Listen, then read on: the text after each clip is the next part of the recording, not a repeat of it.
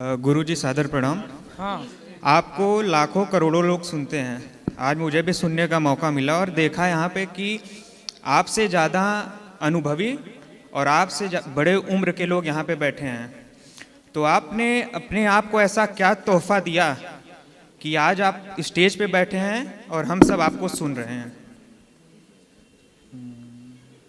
अपने आप में ऐसा क्या बदलाव किया कि आपसे बड़े उम्र को भी आपसे सीखना पड़ रहा है?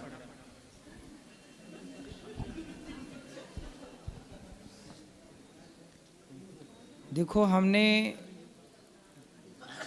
कुछ भी नहीं किया, केवल भगवान ने जो रास्ता दिखाया उस रास्ते पर हम चले। और आप तब बड़े बन जाते हैं जब आप किसी की मदद करते हैं, जब आप किसी की हेल्प करते हैं ना। आज गौरी गोपाल आश्रम में 290 वृद्ध माताएं रहती हैं। जी, मैंने देखा। यहाँ सेवाएं चलती हैं। 150 बच्चे यहाँ पढ़ते हैं गौरी गोपाल गुरुकुल में। 400 गौ माता हैं। अखंड रसोई है। जब इन सेवाओं को हम करते हैं तो सेवाओं को हम नहीं करते, भगवान हमसे कराते हैं। जब भगवान हमसे ये कराते हैं, जिम्मेदारी हमें देते हैं, तो लोग ये सब सेवाएं देखने यहाँ आते हैं। और जब सेवाएं देखते हैं तो लोगों को लगता है कि ये सब भगवान की कृपा के बिना संभव नहीं है। तो लोग मुझे नहीं सुनते, लोग मुझे नहीं पसंद करते, लोग भगवान की कृपा का अनुभव करते हैं कि ये कृपा है। यहाँ पे प्रत्यक्ष कृपा है। यहाँ अनिरुद्धाचार्य नाम का कुछ भी अंश काम नहीं कर रहा है, यहाँ भगवान की कृपा काम कर रही है। तो ये लोग जो है ना, अनुभवी लोग, वो इस कृपा को महसूस करते हैं। जैसा कि आपने कहा कि आपने अपने आप को क्या गिफ्ट दिया। मैं कौन होता हूँ अपने आप को गिफ्ट देने वाला? मैं तो गांव में भीख मांगता था घर घर जाकर। मैं तो गांव में गैया चराता था अपनी। मैं कभी नहीं सोचा था कि भगवान इस शरीर से ये सारी सेवा करवाएंगे। उन्होंने करवाया तो हो रही है, वरना ये किसी व्यक्ति के वश का नहीं है। आप सोचो कि गौरी गोपाल में जितनी सेवाएं चल रही हैं, ये किसी व्यक्ति के वश की हैं? नहीं, भगवान हम सबको करा। जैसे हनुमान जी लंका गए, तो लंका गए तो समुद्र को छलांग लगा के चले गए। प्रभु मुद्रिका मेली मुख माही, जलद ही लांग गए अचरज नाही। तो क्या ये हनुमान जी का बल था?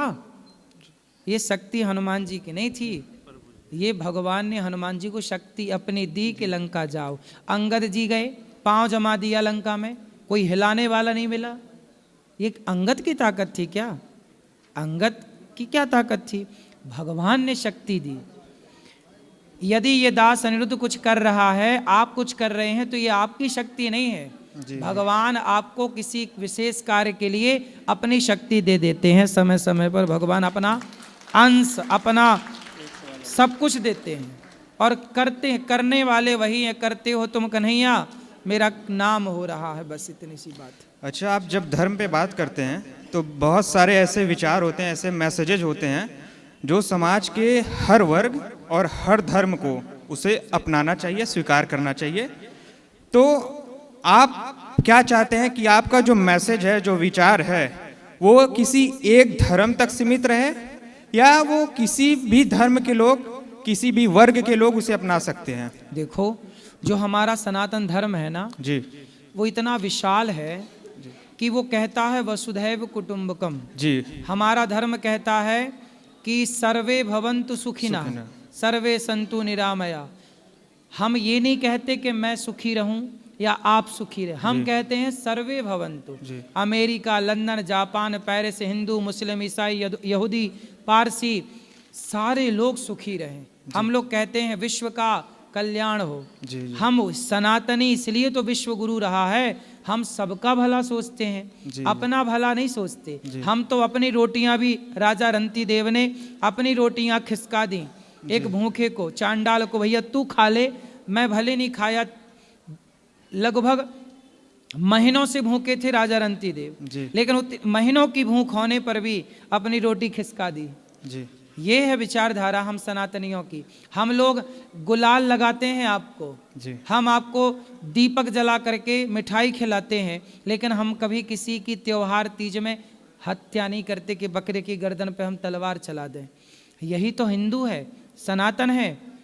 जो किसी का बुरा ना चाहे। हम चींटी को दाना डालते, चिड़ियों को दाना डालते, गैया को रोटी निकालते, कुत्ते को रोटी निकालते। हम सनातनी ही हैं जो नाग को, सांप को दूध पिला करके नाग पंचमी का त्यौहार मनाते हैं।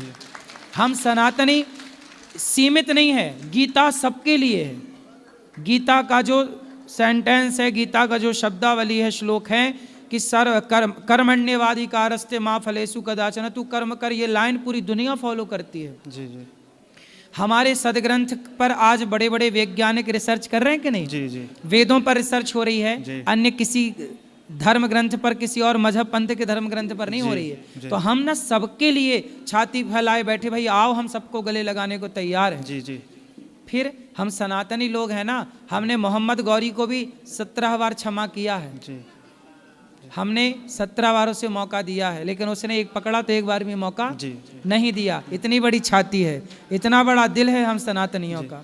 अच्छा, आज आपके वृद्धाश्रम में जाने का मौका भी मिला, वहाँ औरतों से बात भी की, महिलाओं से जो वृद्धा थी, उन्होंने आपकी काफ़ी तारीफ की। मुझे लगता है आपका समाज के प्रति जो सेवा भाव है, मैं पूजा आराधना से ज़्यादा महत्व समाज सेवा की को देता हूँ। मुझे लगता है कि ये आपका सेवा भाव ही है जो आपको अलग बैठाया है आज हम सबसे। जी जी गुरु जी, राधे राधे। बस मेरा यही प्रश्न है। बिल्कुल आपने सही कहा, सेवा ही सबसे, इसलिए देखो यहाँ लिखा है एक ही संकल्प एक ही नारा, सेवा ही है धर्म हमारा। धर्म हमारा सेवा है। जी। हमने भगवान ने, हमने ये कहा ना कि सेवा भी हम नहीं करते, भगवान ने इस शरीर से, इन हाथों से, जी जी ये हाथ को भगवान ने सेवा के लिए ले लिया।